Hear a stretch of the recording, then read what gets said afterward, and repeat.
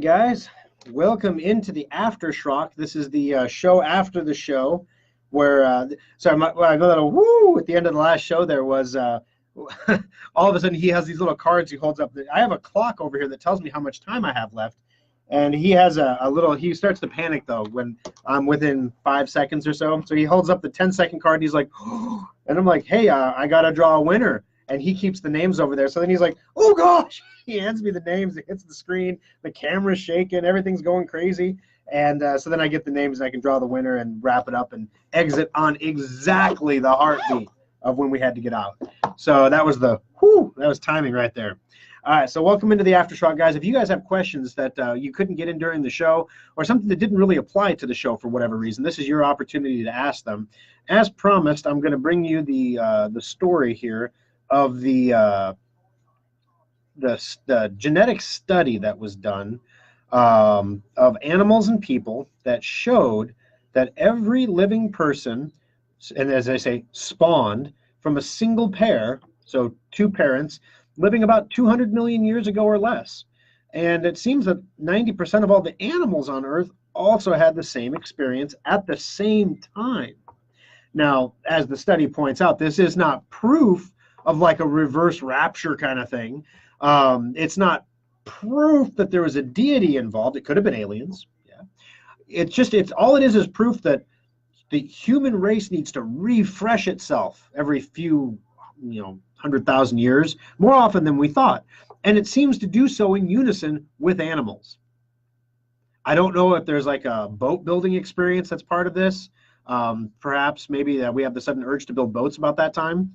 Big boats, the whole two and every animal. I don't know. But anyway, I thought on a day when it was kind of snowy and people couldn't get to church this morning, that'd be a good story to throw out there, that science is actually, if not proving, strongly suggesting that some of the stories in the Bible might actually have some scientific factual base to them after all.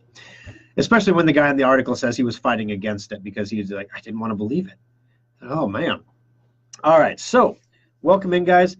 Any questions you have for me, now is the time to post them here. You can type them in and put them on there and let me know. It's a funny thing. So Thursday, Thanksgiving, I'm like, oh my gosh, I totally forgot. I got to put a post up on Facebook that we're closed for Thanksgiving today. And so I forgot to have the staff do it. So I'm like, oh, I got to do it. It's Thanksgiving. I'm the only guy that gets to work on Thanksgiving, owner and whatnot. Small business Saturday. So I just said, okay, I'm looking around for tech support memes, trying to find something somewhat humorous. Because if you just post, hey, we're closed for Thanksgiving, that's pretty boring. So we try to make things fun and interesting. So I'm like, there's got to be some funny little meme out there that I can put up. And so we get this picture of this kid. It says modern tech support on top. You can see this on our Facebook feed. It says modern tech support on top. And then underneath it, it says, no, grandma, I said double click. And it's this little kid who's like face mashing his hand. He's like, no, grandma, I said double click. And the longer you stare at that picture, the more ironic it becomes because it's modern tech support. Yet this kid is on a corded phone from the 1990s. All the cabinets behind him are like builder's oak, which is like really popular in the 90s. The photo is blurry, so it was taken either with a really bad digital camera or was taken on film. And it looks kind of grainy, like it was maybe scanned in after it was taken. So nothing about this picture looks modern, nothing about it at all. And so I just write, hey, we're closed for Thanksgiving, so you're going to have to go somewhere else for your tech support today. Just today, I promise. And we posted, and that post had more interactions on Facebook than any of our radio shows have ever had. It was unbelievable. It had more shares. It had more not more comments. People didn't really comment on it very much, but the people clicked hearts or thumbs ups and stuff like that, which is really great because then we're able to go back and invite those people. A lot of them were not regular Schrock customers, people who listen to the show. So as a result, they click like, we send them an invite to like Schrock Innovations. Some of them accept, some of them don't. But the way that Facebook's algorithm works, now they've interacted with Schrock, so they're more likely to see future Schrock content. So some of those people today might be seeing this show for the first time thinking, this is kind of cool, I like it. And that stupid Thanksgiving meme all of a sudden put us in contact with over 150 different people on Facebook, just like that. It's unbelievable how sometimes the stupidest little thing, we can put a big old marketing plan together and launch a huge launch and everything else, and not get that result. And then literally, it's an afterthought post on Facebook about being closed on Thanksgiving that goes viral. Go figure that out. All right. So, how fast is too fast? Keith, you've always got the questions plaguing men's souls. How fast is too fast? About as fast as a piece of string.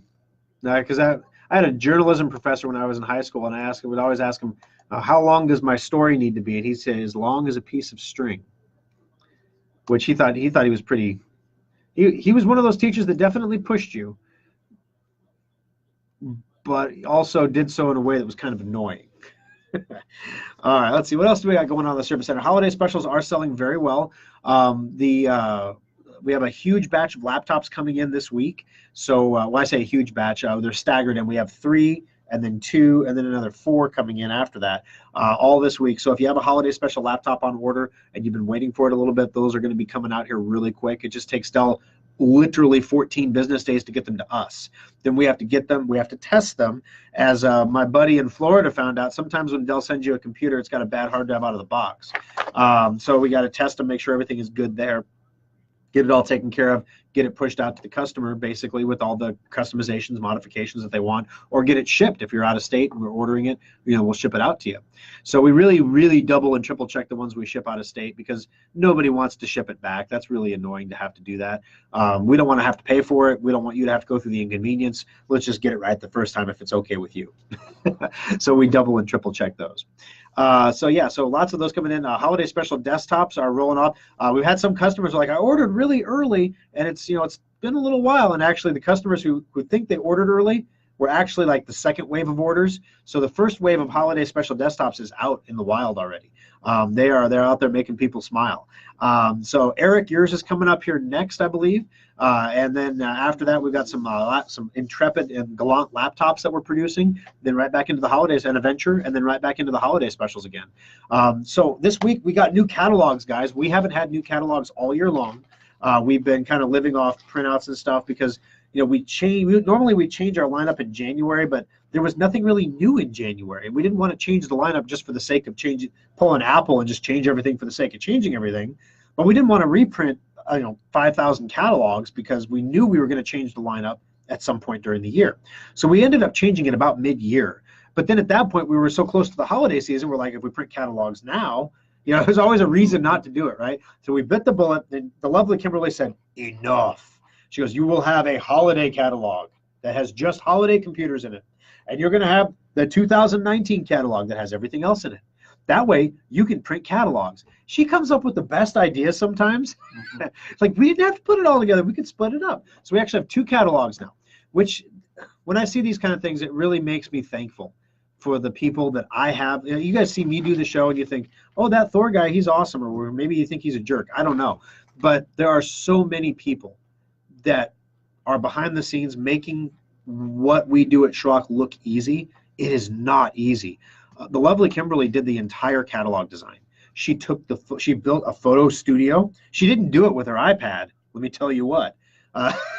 She built a whole photo studio. She took pictures of the actual computers that we sell. Those are our photos. Those are not photos from Asus. They're actually better than the photos that Asus puts on their website that we could have just taken and used. But no, they're better. When they say screen image simulated, she simulated screen images. That's pretty awesome. I think it's cool anyway. And then, she went and she learned how to use InDesign, because that's what you use catalogs for. You don't do them in Photoshop anymore. You do them in InDesign. So it's a whole new product made by the same company with completely different keyboard shortcuts. So she learns all that stuff and then makes catalogs. The main catalog is like 16 pages. The holiday is 6 pages, something like that. And then we get them printed again by a local company because, we do our best. And then we have them out to deliver. And when I'm looking at these catalogs in the service center, and I look up at my Lincoln employees, which the Lincoln staff is a complete reboot for the Lincoln Service Center, because, we got picked. We got picked clean by not a competitor, but by somebody who needed tech people. They knew that we build good tech people, so they just took all of them. It was great. So we started over about 5 months ago with brand new staff. And so these guys have never seen a holiday special sale before. they've never seen catalog or Schrock catalogs before. And so they're seeing this and it's dawning on them, like things are clicking, that working at Schrock is different than working at any other computer repair shop you're going to work at. What other local computer shops do you know of where you can walk in the door and get an actual catalog? And I'm not talking about a bunch of pages stapled together or saddle stitched into Kinko's, whatever. Like FedEx Kinko's, I don't know. Anyway, is there still Kinko's? But what I'm talking, this is an actual printed full truck catalog that you can take home with you. On the back, it's got all the upgrade options you can put on the computer, so we can go over them with you. We can write on the catalog, and you can take it home with you, and you can look through it, browse through it. It's attractive. It's beautiful. It's got tips and tricks in it on how to do. It's got good information in it that you might want to actually read. It's a beautiful thing, and it's those little things, those small details that make the service experience so much different at Schrock than it is anywhere else. And that's not a me thing. I didn't create the catalog. I didn't even say one day, you know what would be nice? If we had a catalog that was kind of like the catalog Dell mails out to everybody that everybody throws in the trash. But what if this catalog actually had useful information in it that you might want to keep around for a little while anyway, till you learned all the information? Not a bad plan, right? That wasn't me. The lovely Kimberly was like, these sheets you're printing, I know you think putting them in a plastic sheet protector is like hot stuff. And it might have been hot stuff in like the late 90s. But it's not the late 90s, Grandpa. And so she makes these catalogs, and it's like, oh. And every year they get better. She outdoes herself every single year, to the point now where she's like, oh gosh, what am I going to do next year? So if you haven't been out to the service centers to at least take a look at the computers that we have out there, or to pick up a catalog, if you're in the market for a computer this holiday season, the deals at Schrock are unbelievable. We're competitive with all the prices you're going to get at the box stores. Our service is head and shoulders above what you're going to receive over there, and it's getting better every day. And it's the small little details like the catalogs that don't. You're not going to go one place or the other because one has a prettier catalog, right? Maybe you will, but probably not. You're going to go to the place that has the best solution. But the pretty catalog sure doesn't hurt. It showcases the look and the feel of what we're doing. When the Huskers play Iowa and they play their hearts out and they lose by like a point, you can still be proud of that loss because they look good doing it. So, and I'm not saying I want to lose your sale and look good doing it. I guess this is a really bad analogy. I need to stop. But what I'm saying is there's a style to what you're doing. When that style is, when you see that style, when you walk into an Apple store and you go in there, you have an experience at that store. For better or for worse, you have an experience at that store. It's different than going into any other computer store anywhere else. And that's what we want at Schrock. We want your experience in our service centers to be different than going anywhere else. And different in a good way. Different in a good way. So I really appreciate all your reviews on Facebook, your reviews on Google especially. For those of you, if any of you out there use Yelp, please can you help us on Yelp? Oh my gosh, it's crazy. So we have like 26 5-star reviews on Yelp. Yet if you look at our Yelp review, it's like a 2-star rating. Because Yelp, if you're new to Yelp, if you've never reviewed anything on Yelp before, your first review gets sandboxed. So it doesn't show. So 3 or 4 years ago, we did a big push for our customers to go review us on Yelp because Yelp was going to be the next big thing. And we had 20-some customers go review us on Yelp. I think we bribed them. I said, we'll give you a discount if you'll give us an honest review on Yelp. They sandboxed all those reviews. And instead, they showed the 2 reviews that are 1-star and 2-star. Because those reviews are probably legitimate, but there are people who review a lot on Yelp. So basically, Yelp will show things from people who complain a lot, but not show things from people who once in a while talk about what great service they received. So if you are someone who uses Yelp, please help us there, because on principle, Yelp calls me once a quarter, and they say, Thor, we can help you with your rating. Like, well, what do you propose? They propose I spend $800 a quarter on a Yelp package where they can have a reputation manager work with me to make sure that our customers are reviewing us on Yelp. So unless you're going to activate all the 26 sandbagged reviews that we've got here, and then on principle, even if I paid them $800 for them to, and I should, if I'm being a genuine business owner, and I can pay $800 to get 26 reviews and blow up. We have 4 and 5-star ratings everywhere except Yelp, where it's 2. If I could get rid of that and fix that in one shot for $800, I probably should do that. That's the smart business move. But I'm sorry, I'm not going to do that. I am not going to pay you because you are hurting my company. That is stupid. So, and Yelp has been sued for this before. They've made settlements before. I hope someday they just go out of business. But in the meantime, if you're a Yelp user, you have to have been a Yelp user before. Otherwise, they'll just sandbag your review. If you could post a review on Yelp, it would help us immensely, very much so. All right, so anyway, let me scroll down here a little bit, see what we got going on here. All right, Thomas, we have a new wireless internet company that came into our town. They have wireless antennas hooked up to fiber optic. Okay. There is an option to have fiber run to your house, but it's a significant installation fee. Yeah. Oh, a few $100s for fiber? That's not significant. When you said significant for fiber, I know that's significant in like the grand scheme of money. Like a few $100s for an installation fee sounds like a lot. But when you're talking about running fiber to your house, they're trenching to run that. I mean, that's a substantial installation. That, I mean, a few $100s would be a value for the amount of work that they're doing. Let's put it that way. It's a significant installation fee, a few $100s. I'm getting 200 megabits right now. How much faster would a direct fiber optic line be? It'd be about 1,000. To be honest, it would be 5 times faster than what you have now. It would be instantaneous internet at all times. Now, the reason they're pushing this right now is because 5G is coming. In fact, I saw the rumors for not the Samsung Galaxy Note 10, but the Galaxy 10, the phone, the regular phone, is going to come with the stylus pen. It's going to have a bigger screen than the Note. It's going to be more powerful than the current Note. I mean, everything about it is going to be mind-bogglingly better, and it's going to have 5G capability. So 5G is coming. The handheld devices are going to start supporting it starting next year, at least from Samsung, which means Apple will have to follow. The 5G antennas are coming, and once 5G hits it's a few years out from the rural areas for sure. But once 5G hits the rural areas, your fiber lines are going to be redundant. So the fiber optic lines that are being laid right now to your house, they're like the 21st century version of the coax cable line. The cable company popping an install on the side of your house. In the 80s, you had to pay, $50, $75 to have them come out and install it. So inflation adjusted, it's about the same.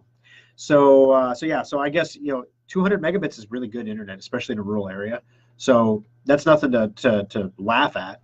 But if you wanted it to be 5 times faster for a few $100, that would be an experience. Let me tell you, when you click on when you click on the download for Safe Upgrade, and instead of the progress bar going like, okay, we're downloading, the progress bar just goes. That's gigabit. That's fiber full. I mean, it's amazing. But keep in mind also, even though if they run the fiber directly to your house, you won't have problems with weather. Like when you have line of sight microwave right now, which can be obstructed by some weather. So yeah, watch out for that. You're watching Facebook right now and it's snowing, so it's blizzard apparently doesn't impact it. The other thing is just because they run the fiber to your house doesn't mean you're going to get the full benefit of the fiber unless you pay for a higher package. So make sure you consider what the cost is to get that 5 times faster speed as well. Just because the cable can carry it doesn't mean they're going to give it to you. All right, are your catalogs online for viewing? We do not have the online ones up yet because there wasn't a handy place to put them. So one of the things, the lovely Kimberly has made me digital versions, which I've sent out to the service centers. I just need to find a place on our website to put them up where customers can actually find them easily. So there's a box right in the middle of the screen. I can put something in there about downloading our holiday catalogs or downloading our catalog. But the problem is on the website, the stuff that's in the catalog is actually on the website as well. All the tips and tricks are on the website in the do-it-yourself section. All the computer information is on the pages for the computers. The holiday specials are in the specials section. So the content that's in the catalog is actually all available on the website now, but it's just not compressed into a catalog. So I wasn't really sure we needed to post the catalog online, but we do have these individual catalog files because next week we're going to be sending the holiday special email blast, and we do link to the catalogs, the holiday catalog specifically, in that email blast so that you can download the catalog and view it offline if you want to. So if you're, I think, Roger, you for sure have an email address on file with us. You'll be getting that email next week. All right. Have not had Windows 10 update. Got a Dell Inspiron 3000 AMD6. Okay, well, a lot of it will depend on, number one, If there's a Dell Intel driver for your hard drive, that is going to be what's slowing you down right now. Or if your Inspiron 3000 has an old graphics card processor, like an HD 4000 series GPU built into the motherboard, those are also having issues right now as well. So you won't get the update if you have that also. Okay. Because you haven't paid Yelp. Yeah, I know, Thomas, I haven't paid Yelp. I don't want to pay Yelp. It's extortion. It's one of those principle things, right? I shouldn't have to pay Yelp, but I'm probably losing thousands of dollars of business. This is when, okay, there's a time in every company's existence, right, where the founder, the startup guy, this is where Mark Zuckerberg is at right now. Mark Zuckerberg does not have the skill set to manage the company he's created anymore. He is screwing up Facebook royally. Is my feed staticking out? Oh gosh, help, come back. No, yeah, I'm going to get banned next week. He does not have the skill set to do the job he has. He's a gifted guy. He's a smart guy. He was a great startup guy. But you get the same thing with Elon Musk, with Tesla. Tesla's at the point now they don't need a startup guy anymore. They need a chief operating officer who knows what the blank they're doing. And Facebook doesn't have that. Tesla's just getting that now, because he had to step down because of a settlement with the SEC because he's tweeting stupid stuff. So there comes a point in every company's existence where you need a chief operating officer that has the skill sets to grow and manage a growing bureaucracy of a company, basically. Because you get to the point where if you're trying to do it all yourself as the founder, the small details start to slip through the cracks. Like the voicemail message saying you're on the wrong corner. Little things like that the chief operating officer would be like, get that fixed. The founder's like, I could get that fixed today, or I could train the new front desk in Lincoln on how to do a great job and deliver great service. And which am I more passionate about, voicemail systems or delivering great service? Yeah, I'm gonna go train. So that's part of the issue there. But so when the day comes that we get the COO guy, he's gonna be like, listen, dummy founder, just pay the $800 and shut the blank up. Just get it done. Do it. Pull the trigger. Fix the problem. And then you're going to sell 5 more computers this month because you paid the $800, and you'll make all that money back. Over the course of the relationship with those customers, you'll make all that money back in 2 years. Pay the $800. Solve the problem. But then what's to stop more negative reviews? And then I have to pay another $800. And they don't want $800 one time. They want $800 a quarter for an ongoing relationship management system. What happens when I stop paying? Do all those reviews suddenly get sandbagged again? It's interesting. So yeah, Richard, I try, but sometimes it's hard. As anyone who's ever stood on principle knows. I mean, I'm not getting killed or anything, which is good. Some people stand on principle and get run over by a tank, but man, it really twists my giblets to see a 2-star review chilling out on Yelp. It really, especially because it comes up in a Google search, like right there. And I've had some customers tell me, like, your Google reviews are great, your Facebook reviews are great, but people on Yelp don't seem to like you very much. Like, there's 2 people on Yelp that didn't like us, and that was like almost a decade ago. Nobody uses Yelp. That's the problem. Yelp is widely known in social media circles as the place where complainers go to complain, because people who complain on Yelp get what they want, unfortunately, because they can really damage a company's reputation really badly. And on a small local company, your local reputation is really all you have. So when we're trying to attract new customers, that's why I'm constantly asking you guys to share and to like and to do all these stupid things, because new customer acquisition is the most expensive thing that we do.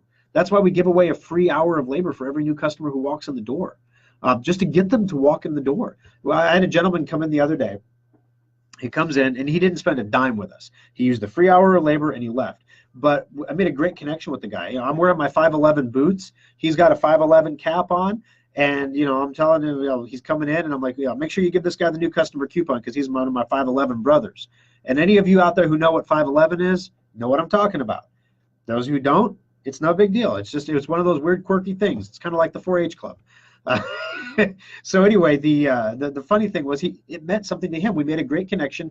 Next time he needs something, he's going to come see us, and that's what the new customer coupon is supposed to do. He didn't spend any money with us because we fixed his problem, or his problem was actually really bad. We didn't fix it. His hard drive was at 9% health, and he had something else wrong. I think his DVD drive was broken and not working right. So it was the laptop. He just decided not to fix it. it was going to be too expensive. So, but that's all right. That's what the first hour of labor is for new customers. So yeah, tell your friends about that, especially over the holiday table when they're complaining about how slow their computer is, especially after they open their gifts and they didn't get that new Chromebook they wanted for Christmas. Nobody asked for a Chromebook. If somebody asks for a Chromebook for Christmas, no, they should package Chromebooks in giant shipping containers and send them to poor kids in Africa. Literally, they do that for real because they're cheap, and if you break them, it's not the end of the world, and you can't do a lot with them, but for people who don't have internet, they can make a big difference. All right, let's see. Yelp is an extortionist and tantamount to protection money. It is, Adam. It genuinely is. They've actually settled lawsuits over that. Even when I went back to a business after leaving a bad review and found that they had fixed all the problems I had, I updated my review and left a glowing review. The good review never showed up. Yeah, that's exactly right, Thomas. Yelp is terrible like that. I wear 5'11" every day for work. Yeah, these 5'11" boots, my wife hates them. So literally, I'm gonna show my boots here. Show you. These are my boots. See, look at that. Look at that tread on there. I ain't slipping anywhere. Good stuff. Only see it's like a shoe store now, right? But they're good boots. I like them. They're super comfortable. I can stand on concrete all day, and my feet don't hurt anymore. But they do look kind of ugly. They look like snowshoes, is what my wife says. So Thor's wearing his snow boots again. We're going on date night on Friday, and you can't wear your snow boots. I'm like, oh, I sound like a little kid. I just want to wear my snowshoes, but it's July. I know, Mommy. So I can't wear my snow boots. But anyway, all right, last call for questions. I'm rambling on about all kinds of stuff, guys. So this isn't what the AfterSchrock's about. I've been a half an hour. I haven't even really covered anything super serious, I guess, have I? Hopefully it's been entertaining, though. All right, let's see. What else am I forgetting to cover? I didn't talk about... So here's the thing, guys. I have a list of things that I'm supposed to talk about every program. The commercials that we air during the radio show that you hear are the catch-all. So if Thor forgets or doesn't get to something, that there's at least a mention of Secure Updater. There's a mention of Drive Advisor in the show. I didn't do any... I briefly talked about Drive Advisor related to my own computer problem. If you haven't installed Drive Advisor, I recommend it strongly. It'll tell you when your hard drive is dying before it dies. Here's a link, because Advisor is spelled ER, because OR was taken. So driveadvisor.com. It's free, no strings attached, no marketing, nothing, no spammy emails, nothing like that. It does ask for your email, but the reason it asks for your email is just to make sure it can send you alerts, basically. So didn't talk about Drive Advisor, didn't talk about Secure Updater at all, the free 15-day trial there. Or the fact that if you got a new computer for Black Friday or you're giving a computer for Black Friday, consider giving a security package. Didn't talk about the Schrock Desk at all. It's one of the most popular holiday gifts we actually sell at Schrock is a 1-year subscription to the Schrock Desk, because you can literally give that to a family member who's constantly pestering you about their computer needs, and then you can have them call us, so that when they call you, they're actually just wanting to visit about family stuff, and not like bribe you into fixing their computer. Gosh, there's so many. We didn't talk about the fact we do on-sites. I didn't talk about corporate services. Oh my gosh, I didn't talk about the Section 179 deduction. Oh, see, I mean, this is killing me. I forgot that. So if you own a business, there's a deduction called Section 179. It's accelerated depreciation for computers and other equipment. Like most people think of like cars. You're buying cars and trucks and vehicles and equipment. You can deduct it all up front in 1 year, so you don't have to pay the tax. If you have a tax bill, this is a deduction from that, so you don't have to pay as much in taxes. But did you know that your computers are also Section 179 deductible? In full, up front, boom, all at once. You don't have to depreciate them over years anymore like you used to have to do. So if you're thinking about buying computers for your business, Section 179 them. You can do it before the end of the year, before the end of your fiscal year, and you can get them done so that you can deduct that from your taxes. And then that was supposed to dovetail into the fact that guess what else is Section 179 deductible? Software. So if your website's an old, outdated piece of garbage or not secure, doesn't have a secure socket layer, anything like that, capital expenditures on software are also Section 179 deductible. Of course, asterisk, asterisk, talk to your accountant. This is not financial advice. Blah, blah, blah, but buy it anyway because it's going to be deductible. Yeah. So anyway, all the things, those are just things I didn't get to on the show today because we were just having fun. So that's the problem with these founder people. They just get on here and they have fun and they don't actually do their work. Next thing you know, I'll be like Elon smoking blunts on radio shows. No, I'm not going to be smoking blunts on radio shows. But that was pretty crazy when he did that. All right, let's see here. Tanner, yeah, I've heard of them. Where do you buy 511 jackets or boots? Amazon. Amazon.com. Because the best part is if they don't fit, you can send them right back. So I actually bought 2 pair because I wasn't sure how the sizing would work. So I wear a 10 and a half. I bought a 10 and a half and an 11. The 11 was too big. The 10 and a half was a little small, but it stretched. But I like them when they zip up the side. So they have laces in them. You can still lace your boots if you want to, but they zip up the side. They make them real quick on-off boots. So if you have to run outside and take the trash out real quick in the snow, you zip these things on. You go out in the snow. I went to one of my son's football games in these, and it was sleeting during that game. And I had to stand. I stood the whole. I forgot my chair for the bleachers, and I wasn't going to sit in the ice slush. So I stood the whole game. And I looked down at one point, and I'm standing in a ½ inch of like freezing water, and the water is freezing around my boots because I haven't moved. And it was like, those are some well-insulated boots. When the water is freezing and your foot's not, that's pretty good. All right, big outdoor stores carry them, Cabela's, Bass Pro, etc. They might, although Cabela's and Bass Pro are the same thing now. I noticed over at Cabela's they had a lot of like lightweight Columbia gear still out last month. I was like, guys, shouldn't you have your winter gear out by now? But who knows? So anyway, it's pretty crazy though because we have a customer. His last name is Cabela, and we were always joking around in the shop like, hey, you know, maybe this is the Cabela, you know, the Mr. Cabela, right? And it turns out he's the brother of the Mr. Cabela, for real.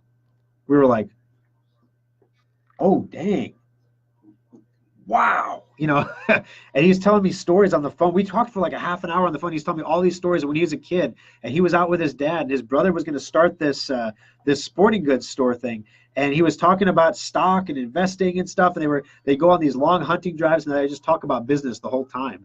And it was kind of like we were geeking out a little bit, but it was it was really cool to talk to somebody who had that life experience of how often do you get to talk to somebody who's a direct observer of the biggest brand in outdoor wear ever created.